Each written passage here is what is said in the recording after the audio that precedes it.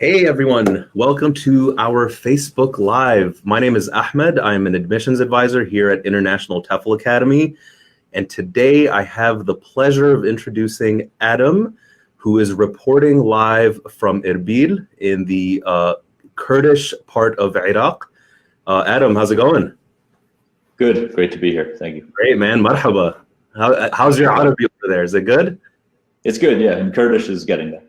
Good, good. Very cool. Yeah, man. So today I was hoping we can just cover a whole range of topics that I think a lot of people are probably thinking about. A lot of times when people think about teaching abroad in the Middle East, places like Dubai or Doha come to mind. And so this is not that. It's definitely not that experience, but I'm sure it's very beautiful and it comes with its own pros and cons. And so yeah, I was hoping that we could just kind of dive in and start talking about some of the important things.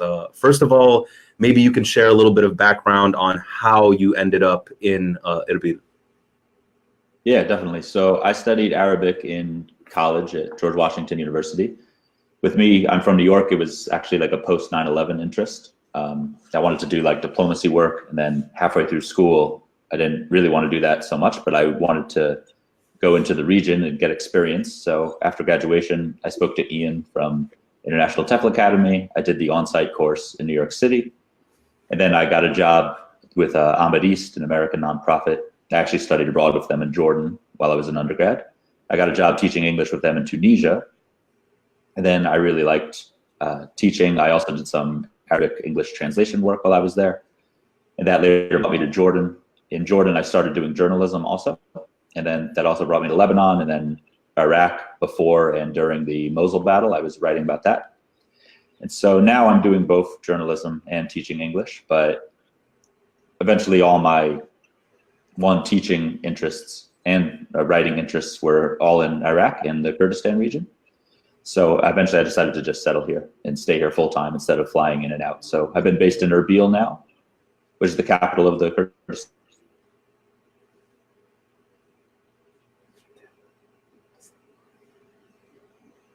All right, guys, some technical difficulties as one might expect in a part of the world that experiences some power outages. So hopefully Adam will come right back. There you are. You're back with us?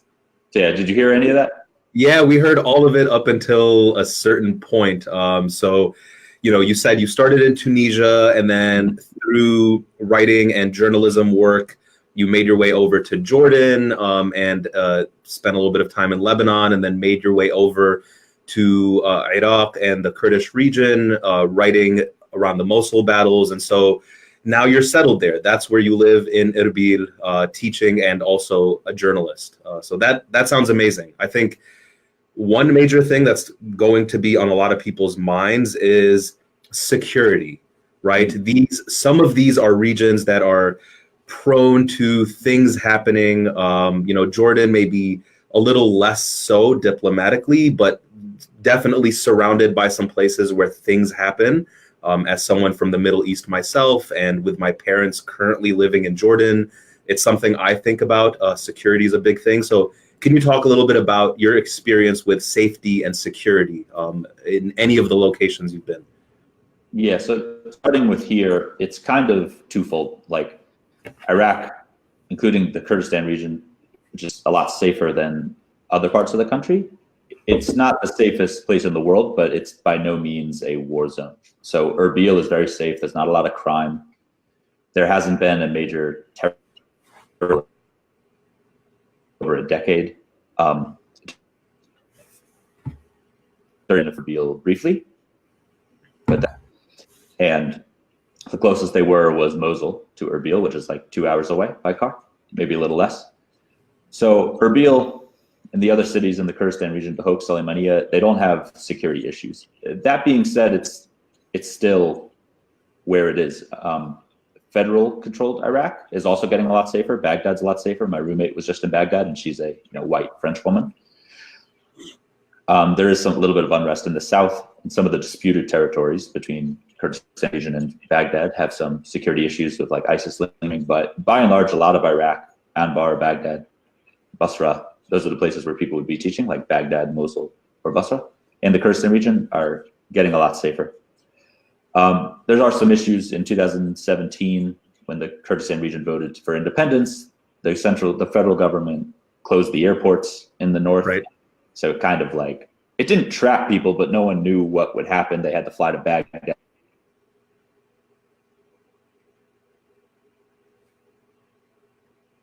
Bear with us. He is coming back, I assure you. But I mean, yeah, we're getting, I think, a pretty good sense from Adam about the way that things are looking up. And you're back. There we go. Sorry, I don't know what happened. No.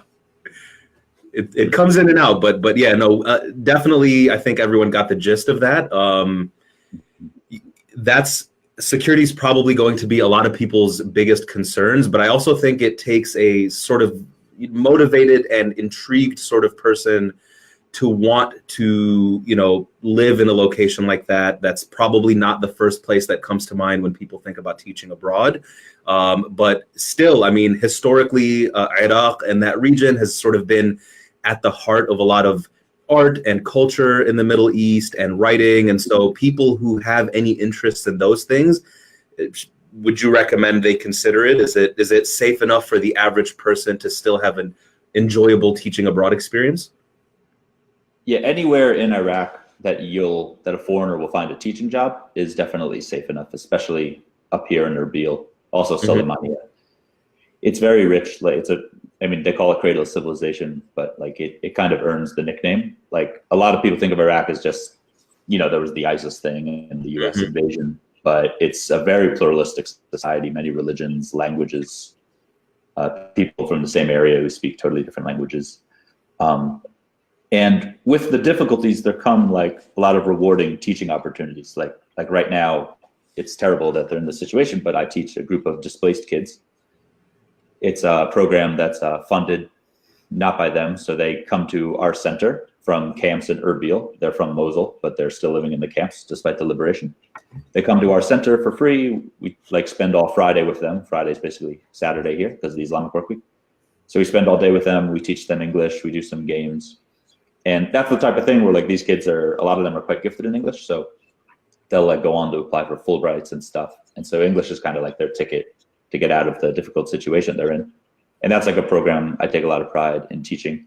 I also teach archaeologists who are a lot of them working for the government. And so you can imagine like a lot of from Babel, like as the Arabic name for Babylon, which is like tons of dudes there. And like you're teaching people who are really at the heart of the Middle East, both historically and the current issues with ISIS and all that. Everything's here. Great. So if someone were interested, for example, and they've given it thought and they're like, maybe I do want to experience, I mean, I've never been to Iraq, but I've seen pictures of Erbil, for example, and it looks, I mean, it's gorgeous, right? It's not, some, third world looking like, sort of society that looks like it's falling apart. The buildings look amazing, the architecture and the greenery. If someone were interested, what sort of student most commonly demographic would they expect to teach? Because it sounds like you're working with some kids, but you're also working with some adults. What's the most common demographic? I don't think there is a common demographic. Like it's such a diverse society, and not just ethnically, just like geographically, linguistically, professionally. There's a lot of motivation to learn English, and a lot of that is not like political reasons, but like, for example, Kurds who want independence, there's a motivation to learn English to kind of get abroad and broadcast their message to the world. For displaced people, there's a motivation to learn English to, get out of their situation. A lot of their towns and cities are still destroyed. They want to go study abroad. I know a lot of people who, even if they're critical of the US government, they want US government jobs. They want to work with the US Army. They want to work with NGOs, which pay a lot more. So I found the students very motivated. Great. Very cool. So maybe you could talk a little bit about expected salaries. Chances are you're not going to get paid the way that someone gets paid in, say, China or South Korea, but is it livable? Are you able to afford a normal lifestyle and be able to have a social life and, groceries and all of that with your working hours? Yeah, they're good. Like I see them from like 1,000 to 3,000. And 1,000, you'd definitely be able to live. 2,000, you'd be able to save a lot. And 3,000, you'd be able to save like the vast majority of that. So you can save quite a lot of money. The salaries, like they're not the Gulf or I guess parts of Asia, but like compared to the rest of the Middle East, like in the West Bank or Lebanon, there's hardly any teaching jobs. In Tunisia and Jordan, the salaries are a lot better here. And you'll notice, well, I noticed a lot of employers will offer accommodation and they'll offer for your flight, which is like a huge chunk of the amazing. Like the rent is not that much to begin with, but that's like mostly what you spend on. Everything else is cheap, and the flight is the real expense. And a lot of employers will pay for that. I noticed nonprofits and universities, and sometimes like primary schools, secondary, like high schools, middle schools, they'll often pay for the foreign teachers to fly. So you can save, if you're having a salary which is quite possible, like $2,000, you'll be saving a lot of that. Very cool. So we have a question about your French colleague who is a woman. Are there a lot of expat women who are working there?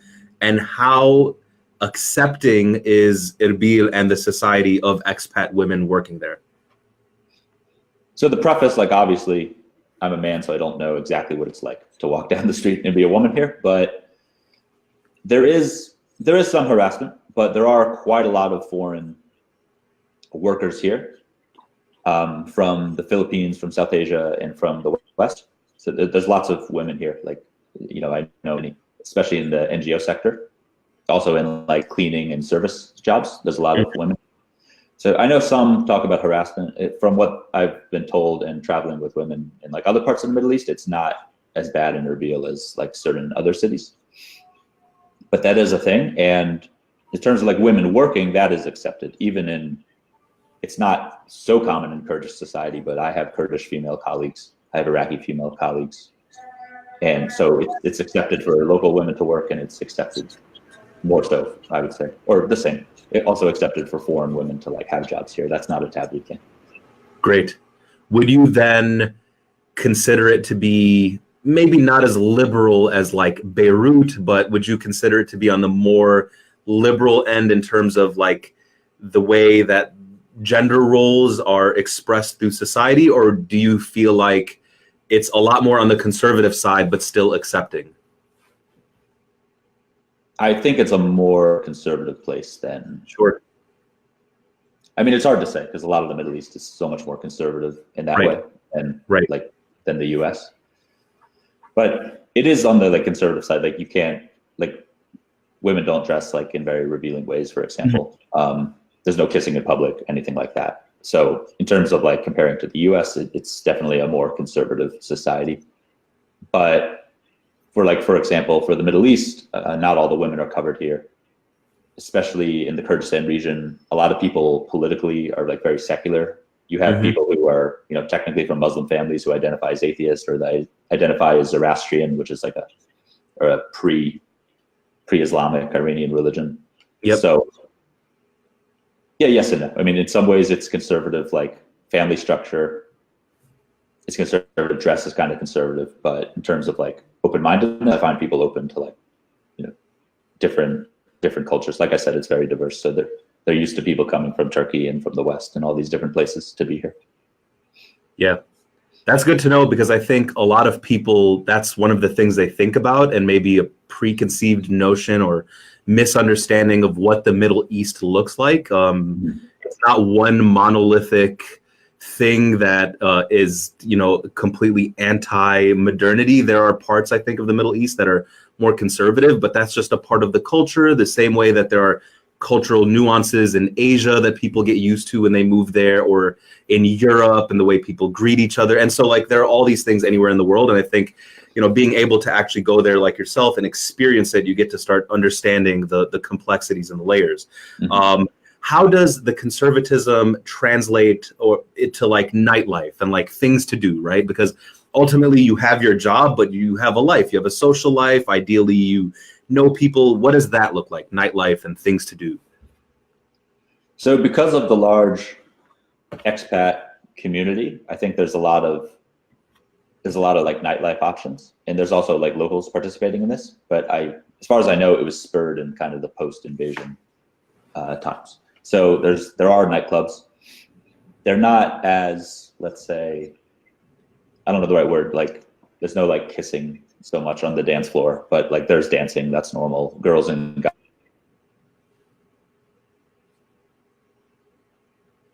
Bear with us. He will be right back. Just waiting on a movement. But yeah, I mean, you know, to reiterate, there you are. No need to reiterate. Yeah.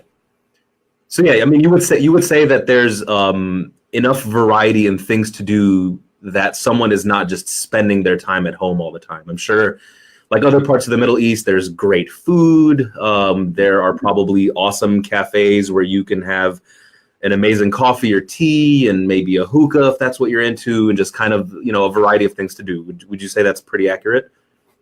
Yeah, like there's way more to do here than I expected, actually. Like I knew there was like clubs and bars, but there's like hiking groups, there's soccer groups, basketball groups. I'm in a rugby league. There's a small music scene. There's an open mic night, karaoke. There's places you can swim in the summer up in Dahok near the mountains, like a lake. There's skiing. There's a ski resort. Like there's a lot more that I thought. Then didn't even like, and I know like before I settled here, like I knew the region fairly well. And there's a lot more to do than I thought. It's quite livable in that sense. Awesome. I think one thing that draws a lot of people to certain teaching abroad locations is, you know, them imagining themselves there and thinking about maybe their connection to a local culture, not always like a background connection, but at least an interest in it. Can you talk a little bit about the culture there? How people feel about, you know, the sort of Iraq versus Kurdistan? You know, maybe you mentioned that there are some, you know, like music venues and, you know, like a maybe underground music scene and some open mics. Can you talk a little bit about all of those cultures and, you know, how you as a Westerner teaching there, how do you interact with those cultures as well? Throughout Iraq, because I've been to the federal Iraq as well, like Mosul and Kirkuk and like places that are also like Arab and Turkmen populated. All of it, including Kurdistan, like I found super hospitable, which is kind of like a theme throughout the Middle East. Yep, there might be some disagreements if they found out like certain things about you, like your religion or belief or sexual orientation. But like on the surface, it's super welcoming. People will like feed you who don't know you, for example, which I found like so crazy in a nice way that, you know, every house you went to was like insisted on feeding you. It's very welcome. People are very social. They like to practice English. Like me, like I'm in a band here as a musician, like. Wow, man, that's great.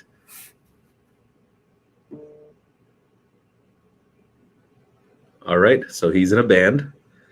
I would love to hear more about that. So just waiting on Adam to come back and tell us about his band. I mean, that sounds like a really cool experience. You're back. We want to know about your band, Adam. You got to tell us about your band. We're called Blushing Parrot. It's 2 UN workers and me at this current lineup. But what I was saying is, like, through music, for example, it's easy to like find people to jam, and not just from Iraq and Kurdistan, but like there's Iranian and Syrian musicians and Turkish musicians here. Some of them like are Kurds who are fleeing the situations there and coming here because they improve security. Super welcoming culture. Like I find that you understand the culture a lot more if you know the language. And here I kind of know half the language. So I'm learning Kurdish and I speak Arabic. And like talking to my colleagues in all these places, Tunisia and Jordan, I found that they did have local friends, but they were kind of only like halfway getting into it. Like they weren't having the same conversations I was, like about like what people think, like in Tunisia, what they thought about the revolution. In Jordan, like the Palestinian-Israel issue is like always comes up, but like beyond that, like what they thought about Jordanian politics was more taboo. People in their own language are going to explain things more frankly to you, I found, than people who are like English speakers. Or people that will, regardless what they speak, they'll be more frank with you. So people who want to learn Arabic, or if you want to learn Kurdish or Persian, I strongly recommend like teaching in the Middle East. And Erbil's a bit difficult linguistically because it's kind of like mostly Kurdish but mixed.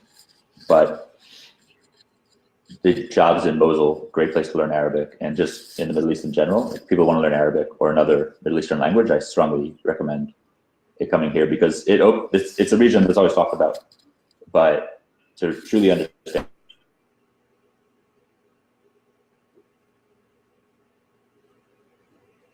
He will be back, I assure you.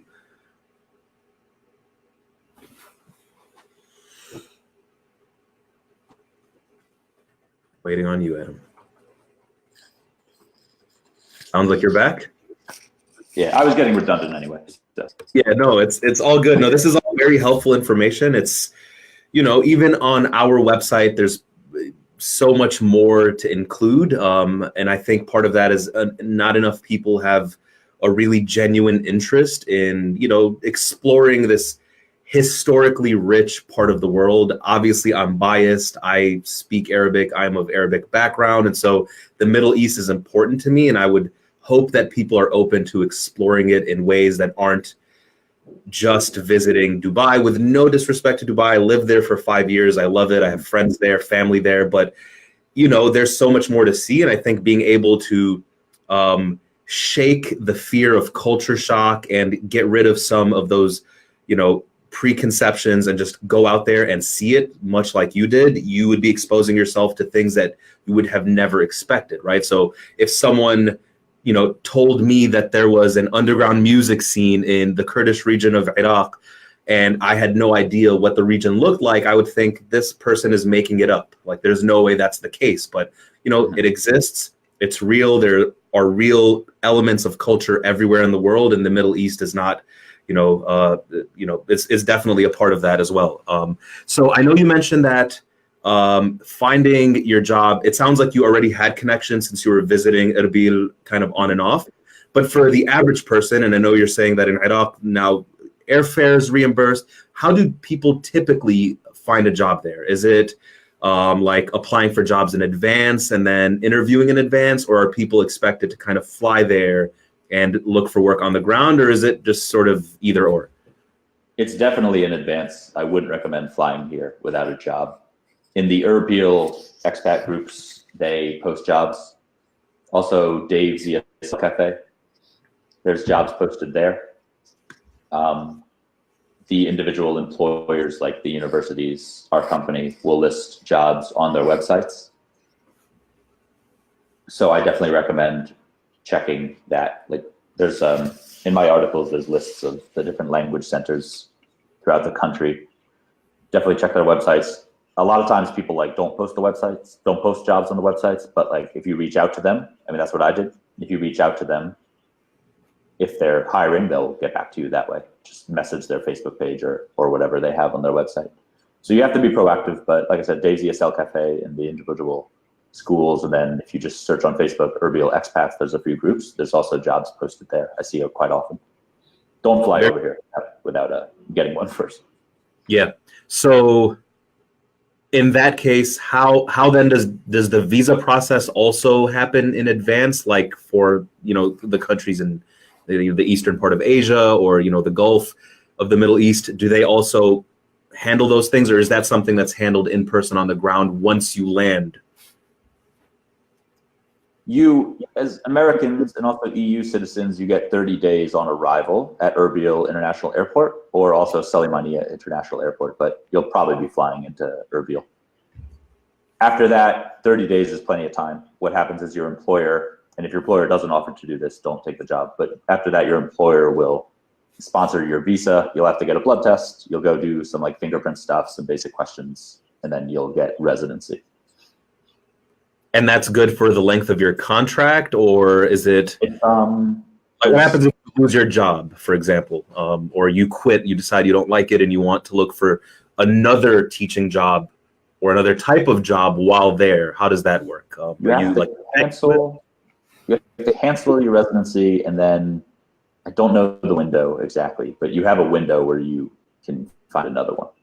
Yeah, it's similar in the UAE. In the UAE, you have 2 months, like let's say you are fired for any reason or you decide to quit because you don't like it, there's a 2 month window where you can find another job. If not, then you're definitely allowed to like exit the country by driving to like Oman or something and then re-enter and be on a tourist visa while you figure it out. But yeah, that sounds similar. So it sounds like the job process for Iraq is a lot like the other countries in the Gulf and less like maybe countries in, I don't know, Jordan or maybe, further in the Middle East heading westwards towards.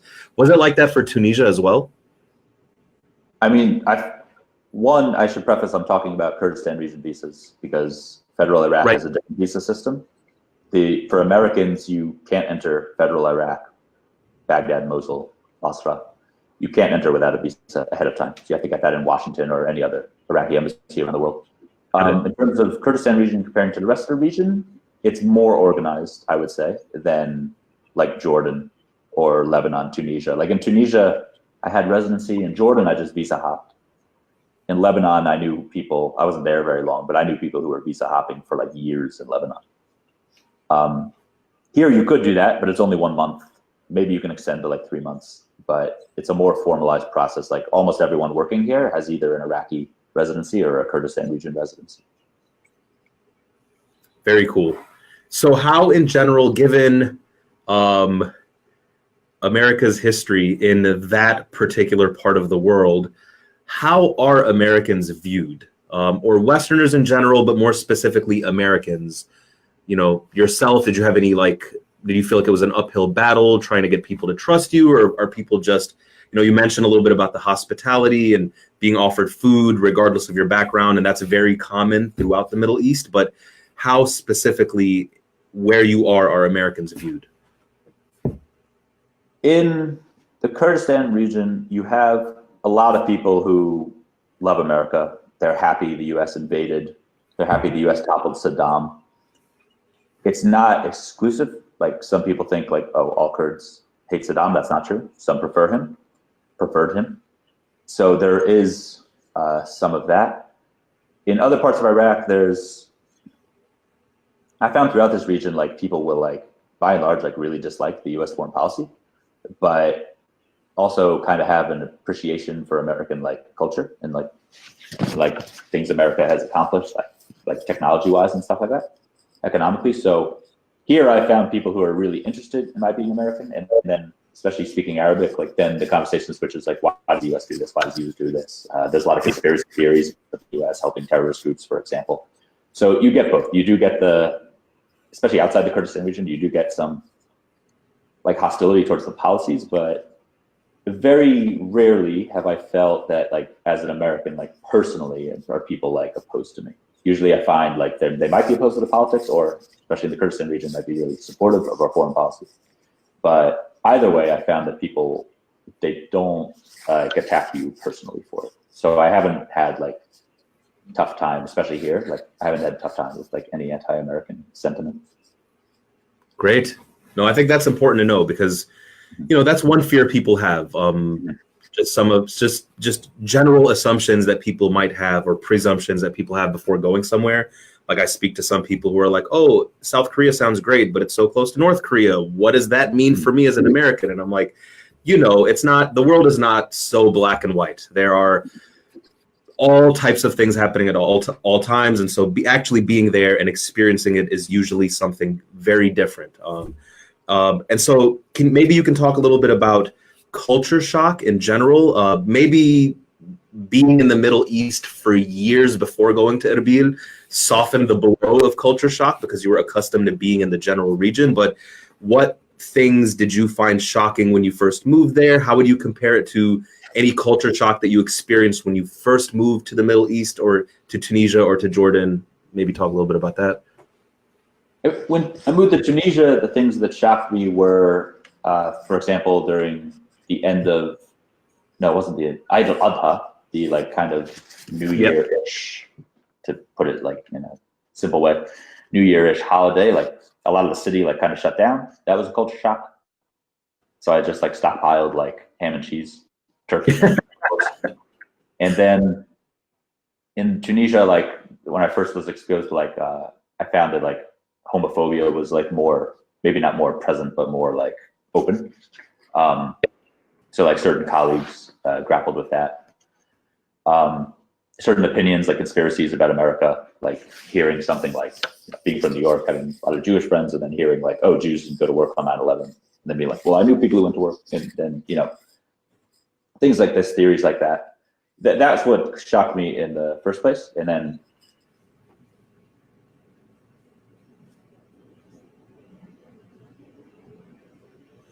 all right. So he will come back, but in the meantime, if we have any viewers in Chicago, I want to remind you guys to please come to our film festival on April 4th here in Chicago. We have an amazing film festival with awesome videos that have been submitted by students all over the world, ITA students who are teaching abroad. So it's a great way to just kind of check out other people's experiences and support creativity in the arts. So definitely that. Adam, are you back? I think so. Awesome. Cool. Yeah. So the shots in Iraq Yep. were more like to do with utilities. Like I knew it was an issue here, but at a certain point, like you get frustrated. Like we don't have water in our apartment right now. It was on this morning. Now it's not. I put the pump on. It doesn't come back. Mm-hmm. The power, our like generator box caught on fire. And sometimes, the street's all on one generator. Sometimes only our house is without power. And like things like this, like they will annoy you eventually. Like you're like, oh, I can live with that, and you can't. But that's been the shock for me, specifically in Iraq. Like all the cultural things, like different opinions, politically and religiously, and all these things. Like I was prepared for by the time I came, but the utilities were like,